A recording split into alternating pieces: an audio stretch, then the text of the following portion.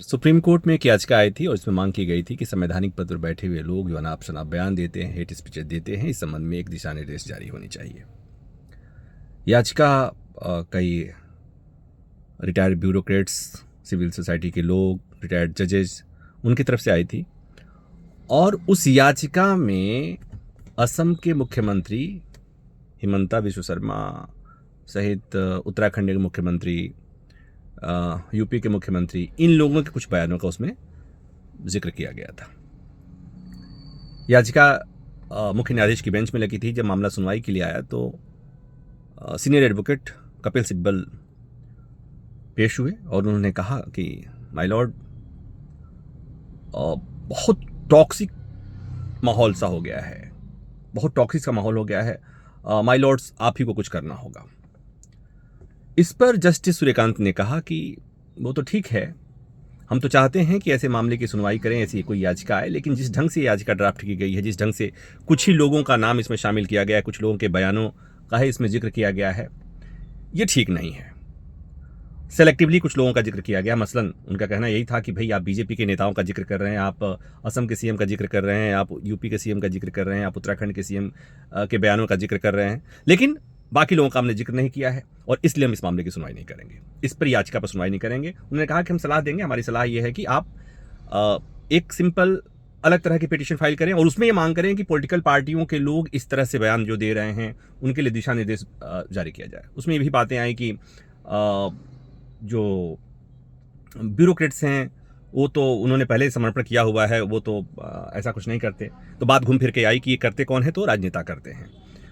तो उनकी आपत्ति थी, सुप्रीम कोर्ट की आपत्ति थी कि आपने जो याचिका दायर किया है उसमें कुछ लोगों का नाम लिया है, बाकी लोगों को छोड़ दिया है, इसको ठीक किए जाने की ज़रूरत है। और भी बहुत सारी बातें हुई कि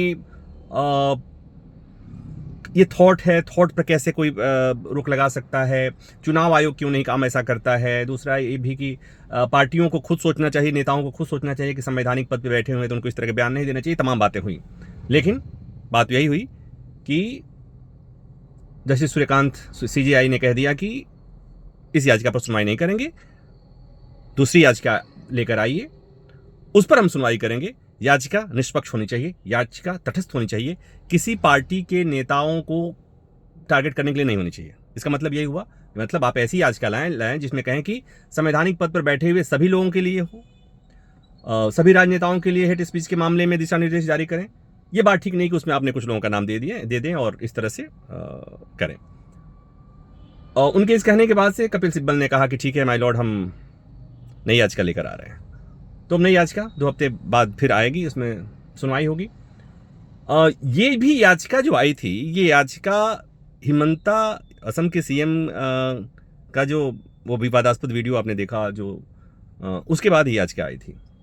एक याचिका कल क्या हुआ, कल आपने देखा, कल एक याचिका आई थी, उस पर कल सुनवाई के दौरान उन्होंने ढेर सारी बातें कही। जस्टिस सूर्यकांत ने बात कह दी थी कि ये मामला सुप्रीम कोर्ट में क्यों आना चाहिए, हाई कोर्ट में क्यों नहीं आना चाहिए, सारे मामले सुप्रीम कोर्ट ही क्यों आ जाते हैं। और ऐसा कहते हुए उन्होंने मामले की सुनवाई, मामले को कह दिया कि आप हाई कोर्ट लेकर जाइए, उन्होंने सुनवाई से मना कर दिया था। तो आज भी, कल के बाद आज किसी को उम्मीद नहीं रही होगी कि सुप्रीम कोर्ट इस मामले में सुनवाई करेगा, इसलिए कि इसमें भी फोकस असम के सीएम ही थे, साथ ही साथ यूपी के सीएम भी, उत्तराखंड के सीएम भी।